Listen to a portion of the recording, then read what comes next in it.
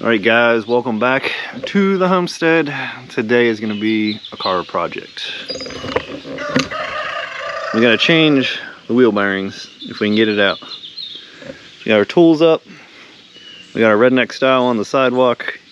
If you can call it a sidewalk, it's kind of a, I don't know, it looks like they started here and then they started running out of concrete, so they just shoved bricks in it to, I don't know. That'll be another project we're gonna tear it up too. I got my Milwaukee pack out. It's gonna be my seat. We got our jack. I think I have a janky jack stand, yeah, right there. Try to keep it from falling on me. And we'll see how we can get this taken apart and fixed. So we'll get to it.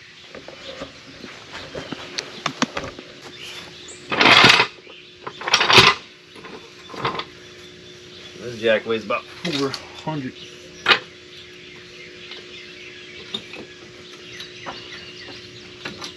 Alright, it's going to be a disclaimer. This is not a how-to.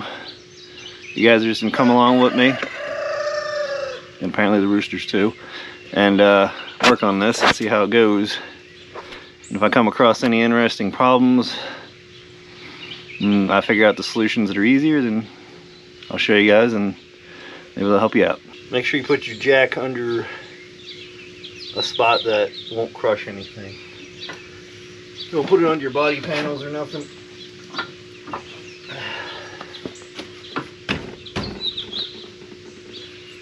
Alright, 7/8 socket.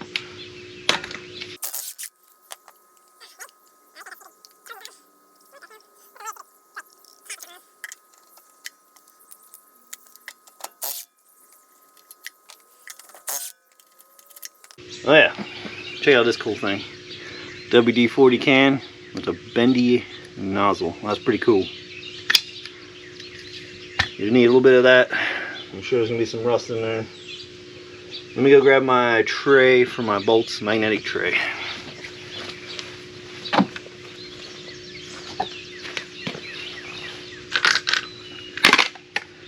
There you go.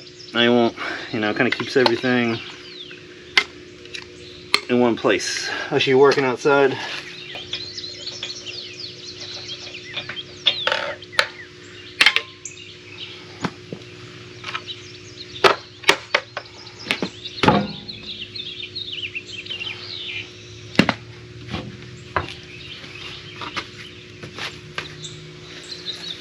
That also works too as a good little safety thing. You can just slide a tire just up under the car a little bit.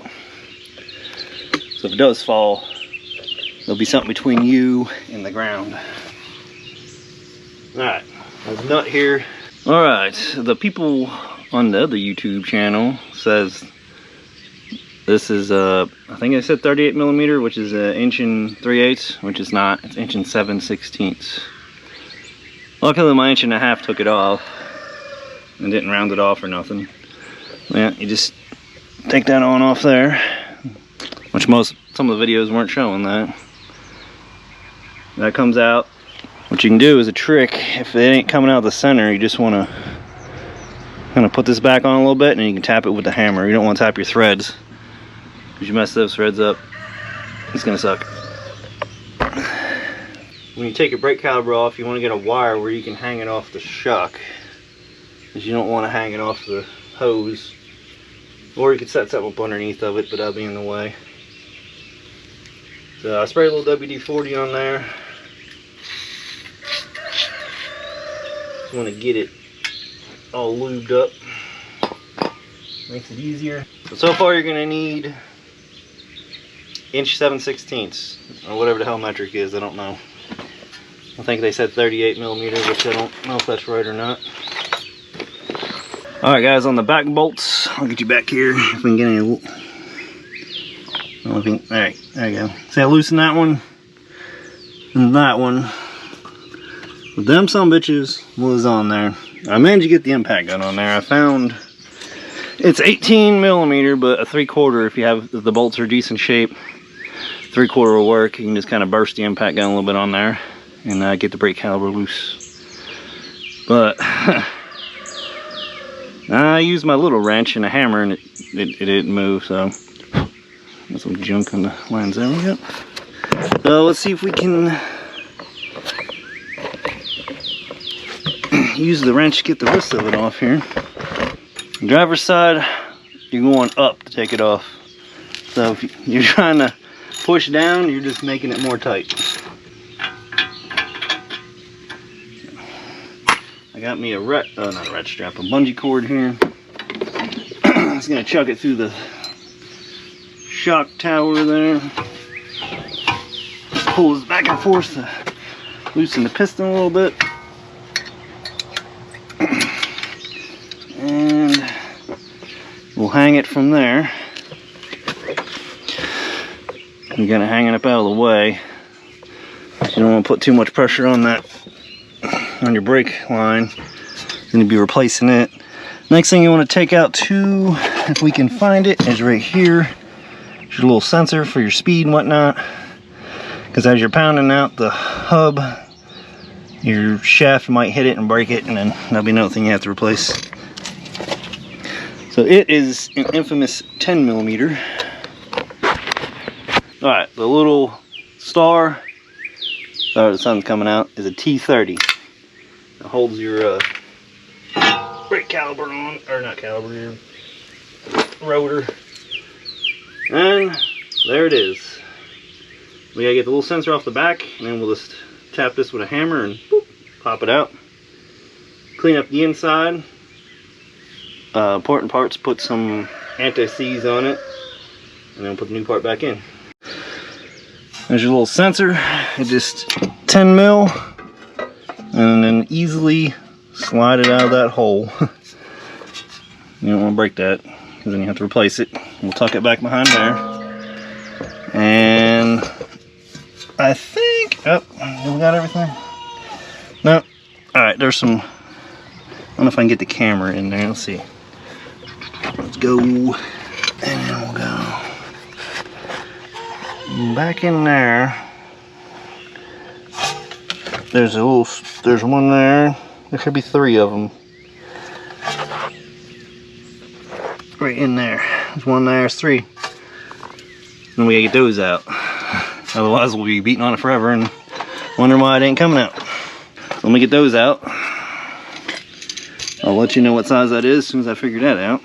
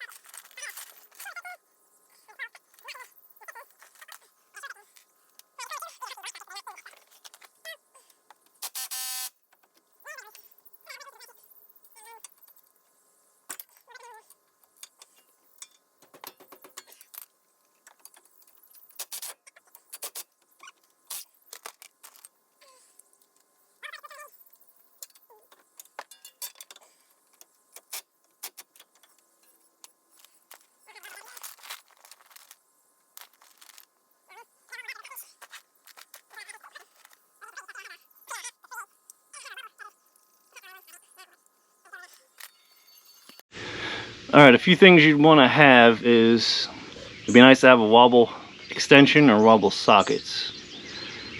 They kind of allow you to bend around the corner a little bit because the axle's a little bit in the way. It's not bad. The bolts on these were fairly tight, so you may need impact or a breaker bar. The problem with breaker bar is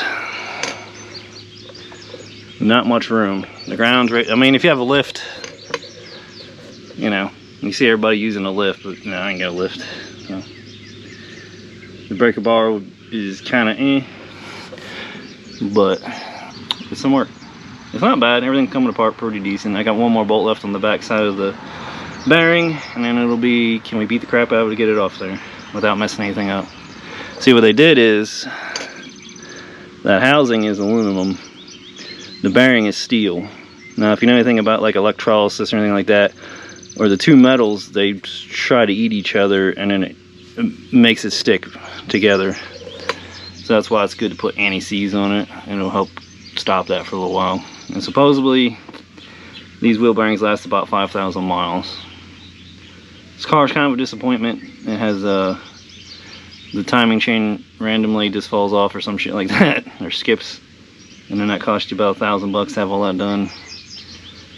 And then it randomly, it doesn't leak oil, doesn't burn the oil just disappears or some shit. So I wouldn't get it.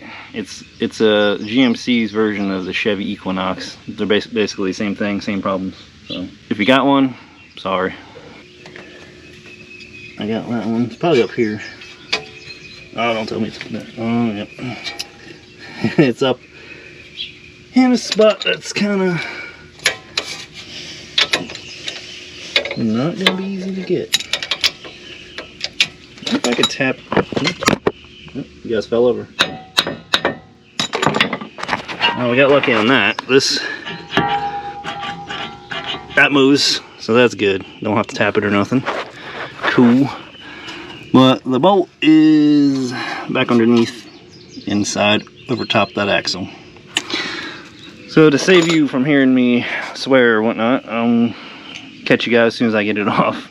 Wasn't that bad, it was pretty tight, but easy way to find out where they're at is there's the hole. There's the other one, so you can see the, I don't know if you can see the threads through there, but you can see the thread, and that translates to the bolt being on the other side. So they're all off. Sensor's off. That's out of the way. We're gonna have to hit on this side because of the shield. The shield's sandwiched in between, unfortunately. So you can't just unbolt it and take it off and get it out of the way. So we're just gonna have to smack it here, and hopefully you can get that off. I've seen a tool that you can buy, it like bolts onto here and comes out and you beat on it. It's also like $100 some bucks. So I don't know if that's worth it. Especially if you're only doing it once or a few times. Hey, I wonder if I can get some WD down here.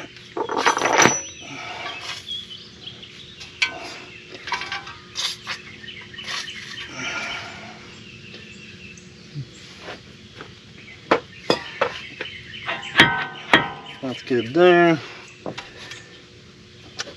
You ain't got much room to swing.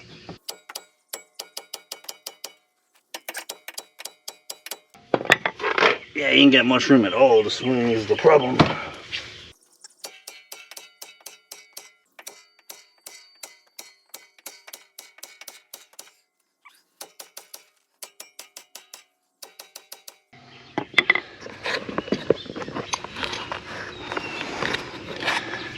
I'm starting to get a little separation. I nicked the aluminum there. Don't want to do that. But it's hard to swing in this opening. It's like 1.5 feet. It's getting small little bangs on it. Not easy that way. The other side, you got the freaking shield in the way.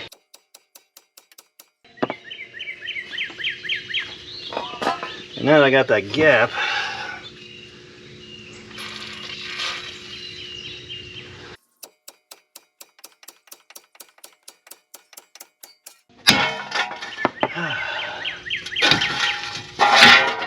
and there we are. See how corroded that shit is? Why would you make it out of two different metals? Come on. People have to know about stuff like that. Ah, found another problem. My boot is fucking gone. I need to be done later, but there it is. Now what we want to do is we want to clean this out, as it is pretty nasty in there. So I'm gonna go find me a wire wheel. I'm gonna wire wheel this out, clean all this up, and put our anti-seize on there and pop the new one in, making sure we don't forget our shield here. And then before you put when you put the rotor back on, make sure you bend your shield in case it bent over, because it'll start squeaking on it. So make some paper towels. I should have picked up a can of brake cleaner, didn't think about it. Paper towels, a little scraper. If I can find a little wire wheel maybe, and we'll get that cleaned up. Alright guys, I was just comparing the two. This is the new one. Just making sure they kind of look the same. They do look a little different. This one is solid. And this one has slot holes. I imagine them holes is probably for a slide hammer, if I was to guess, where you could click it on there and slide hammer it out. Alright, you also got NSCs. If you know anything about NSCs, it'll be all over you. Alright, let's pop out the drill and a battery. And I found a wire wheel for the drill, but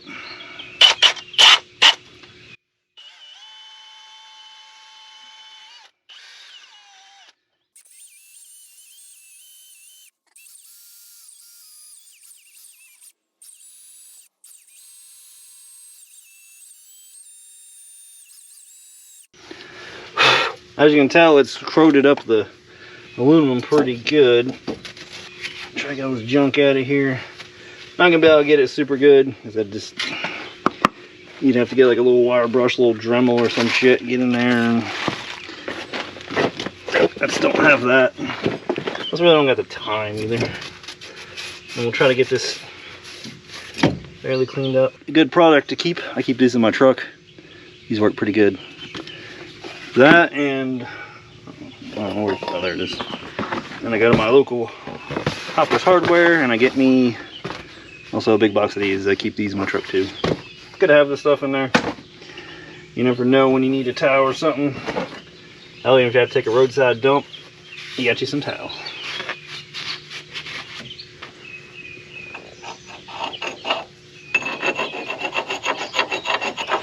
Not gonna film both sides because, you know, it's basically the same thing.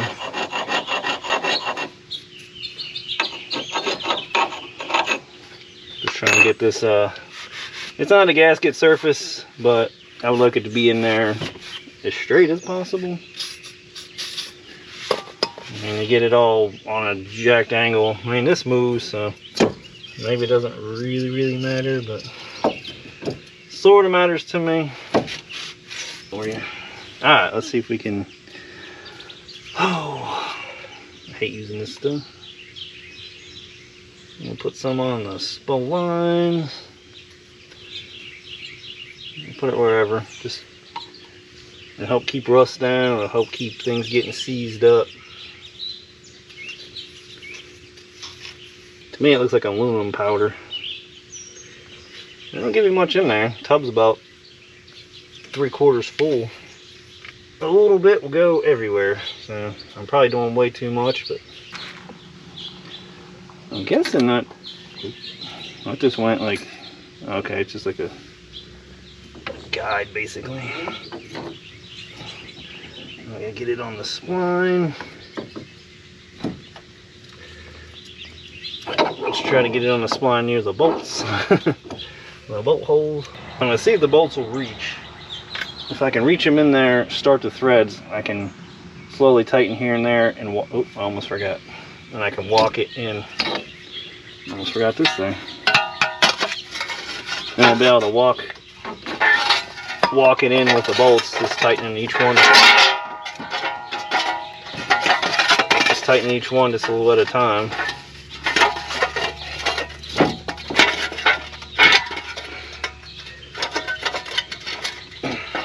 That thing's aggravating, I'll tell you that. Okay. Easier bolt start will be down in this corner because it's got. Okay. Oh. I'm off by like the smallest of bits, and you can't really turn it because the car is. That's aggravating.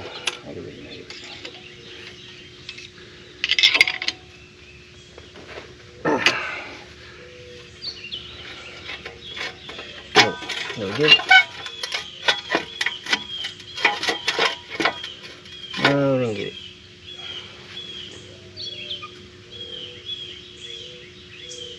You gotta be careful.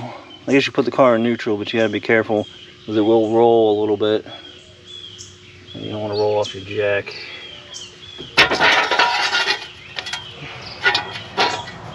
This thing's starting to piss me off. It's about to not go back on. I don't understand why my dang thing came out like this.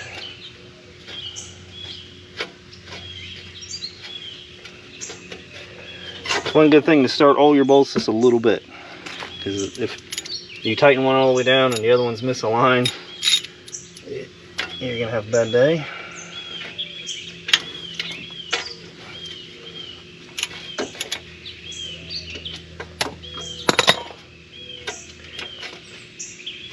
Which I think, yeah, it's just got to turn a tiny bit.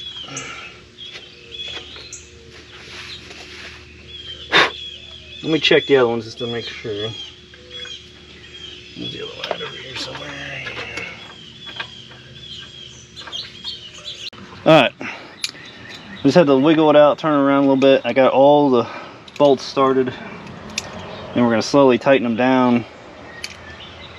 I guess crisscross pattern and whatnot, just to pull it in, snug it up. But always get all your bolts started first, just in case one is off a little bit. As you can see, it's walking it down. Hardest one is this one up in here.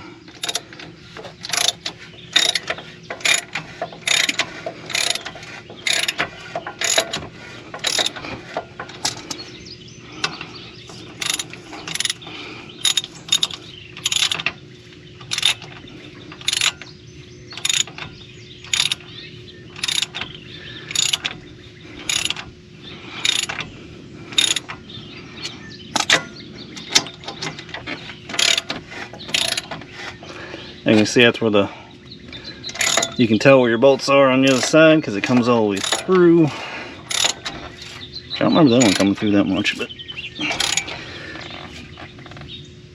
And that's it. You get them tightened down. Then we'll tighten this down. It doesn't have a pin or nothing through it. Alright guys, probably lost a little footage to, GoPro overheated again. But we got that tightened down. We got our 3 bolts tightened down holding this on. Now we're going to put our not caliper rotor on. I had the rotor sitting in the grass. Let me wipe some of this crap off of it. Alright, let's find out where make sure when you put it on you get your Torx lined up. T30. And we'll just cheat and not put it all the way in.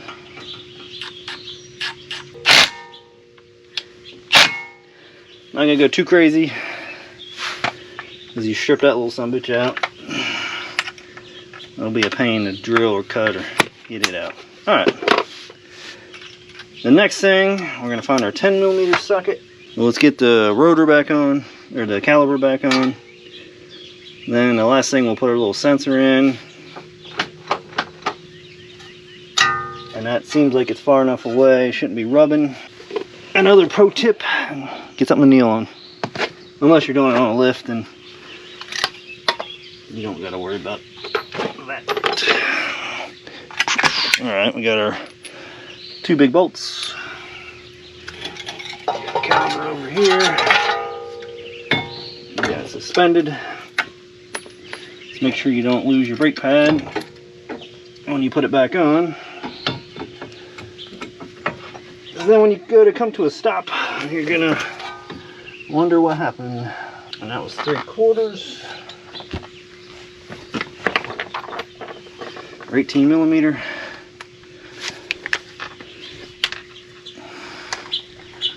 What I'm gonna do is I'm gonna use this to run it down and then snug it down. Okay. Hit it with the big one just to make sure Because you don't want your brakes coming off on you. That would be, again, very surprising probably. There's your little sensor. I'm going to wipe it down a little bit before I put it back in there. I believe this tells you what your speed is. Some shit like that.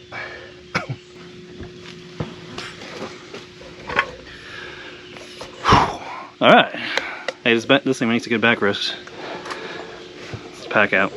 Alright, so that's it. Now it is just put the tires on, lug nuts. And that is the whole deal. And it's not super easy, but it's not super hard. Most of it is beating that thing out, and some of the bolts are just ridiculously tight, and you don't got such, it's confined space. It's hard to get anything a decent size in there that'll bend it. So get yourself some wobble sockets, a decent set.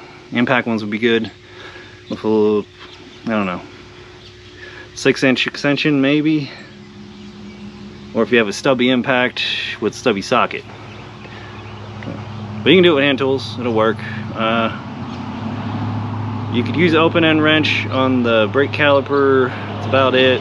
The other ones you will need a socket because they're recessed back inside behind the hub bearing. But it's about an hour job maybe.